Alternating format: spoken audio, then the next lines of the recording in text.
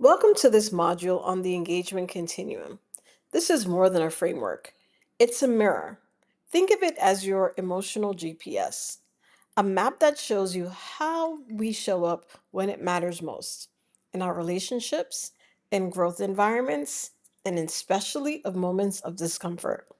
It's not just about engagement with others, it's about engagement with yourself, with your truth, your fears, and potential. Today, we will explore 7 distinct stages across this continuum. As we go, I'll invite you to private, reflective practices that will help you to notice where you are and how to move closer to presence, authenticity, and purpose. Take a deep breath. Let's begin. This is the disengaged, checked out zone. This is the quiet no behind the smile, the phone scrolling, the zoning out, the invisible wall. You might recognize it by the voice in your head that says, whatever, it doesn't matter, I'm over it. Think of a recent moment where you checked out emotionally, mentally, maybe even physically. What were you avoiding? What were you protecting? What did you need that you didn't know how to ask for? Take a moment to write about what this felt like in your body, your energy, in your thoughts. This stage is a little more deceptive because on the outside, it looks polite. You show up, you smile, you're agreeable, but inside, you're withholding. You're playing it safe, avoiding conflict. You're saying what people expect, not what's actually real. Can you think of a time where you smiled through something you actually disagreed with? Ask yourself, what were you afraid would happen if you were honest? And what would a more truthful version of you have done in that moment? Write freely, no censoring. This is a loop zone. You show up, but stay surface level. You complain, vent, or argue, but never get to the root. You talk about things instead of through them. What's a story or complaint you've repeated again and again? Maybe it's about a relationship, a job, or a past wound. What's underneath that story? What emotion is hiding there? And what would it take to step out of the loop and into something new? Write it down. This is the reactive zone. It's loud, sarcastic, blaming, defensive. This is when we criticize, snap, or shut people down. Often this comes from fear, but shows up as control. Bring to mind a moment when you reacted sharply, maybe in frustration or anger. Ask yourself, what belief got triggered in me? Was it, I'm not being respected? I'm not heard? I'm not enough? What would have been possible in that moment if you had paused and responded from clarity instead of survival? Take a few moments to explore this in writing. Take a deep breath. As we talk about patterns of disengagement, you might feel something stir inside. Memories, frustration, old stories. That's completely normal. In fact, it's a sign you're paying attention. Now ask yourself, how am I feeling right now? Honestly. Did any memories, emotions, or sensations surface as we explored the disengagement zone? Did you feel triggered, tired, tense? Maybe just numb. Let's walk through 2 simple tools to bring ourselves back to center. Number 1, name it, don't shame it.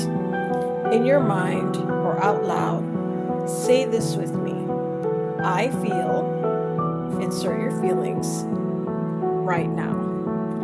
And that's okay. Let me notice why without judgment. This is awareness without punishment. You're not trying to fix anything, just making space to see it. Number 2, come home to your body. Close your eyes if you feel safe to do so. Take one slow, intentional breath in through your nose and out through your mouth.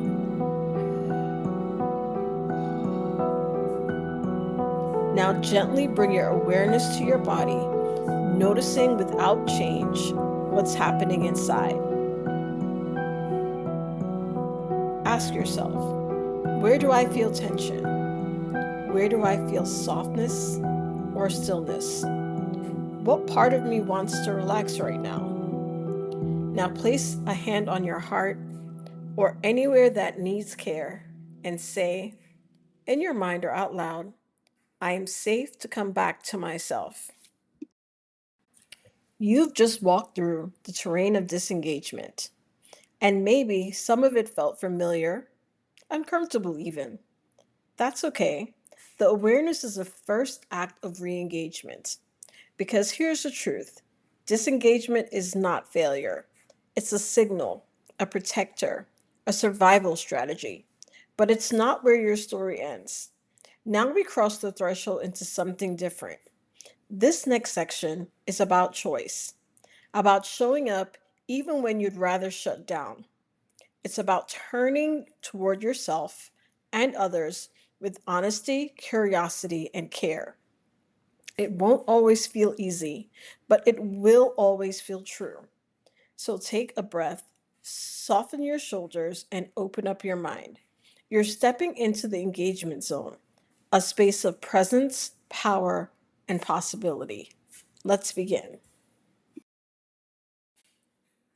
This is where things start to shift. Here, you're present. You take responsibility for your part. You communicate clearly and you listen deeply. You're not perfect, but you're available. Think of a time where you chose presence. Maybe you wanted to check out, but you didn't. What helped you stay? What shifted when you leaned into presence instead of avoidance? Write about the moment and what it taught you. It's not just about your truth, it's about your shared truth. You're curious about your own needs and the needs of the other person in front of you. You want everyone to win. This is where connection deepens, where people feel seen, heard, and safe. Ask yourself, what do I yearn for in my closest relationships, in my work, in my life? Now, this is soul level. You speak your truth without shrinking. You rise saying what's never been said. You lead with vision, not fear. You bring your whole self to the table. Let go of the pressure to sound perfect. Just let it flow. What's the bold truth you've been holding back? What do you dream of? What have you stopped yourself from saying because it felt too much or not yet? Tell yourself now. Write it down. This is the beginning of your next level. Pause and say this out loud with me. That was me being engaged. That was me showing up with presence. I can return here anytime.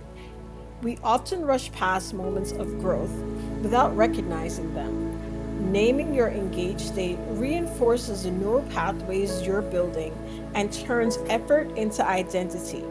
This is how we shift from trying to engage to becoming someone who does. Let's take a few quiet moments now to drop beneath the surface of action and into the heart of yearning. Begin by getting still. Soften your shoulders. Let your jaw unclench. Let your belly expand gently as you breathe in and slowly release. Now bring your awareness inward into the center of your chest. Place your hand there if it feels comforting. And as you settle, ask yourself gently and honestly, what do I yearn for right now? Let the answers rise without effort. Do you yearn to be seen, to be heard, to belong, to feel safe, to feel free, to matter? You might yearn for rest. You might yearn for impact. You might yearn for connection or space or truth. Whatever comes up, welcome it without judgment. You don't need to justify your yearnings. You only need to hear it. Now say silently to yourself, My yearning is valid. My needs are not weaknesses, they are a doorway back to presence. Let your breath rise and fall in rhythm with this truth. Let the simple act of listening be enough.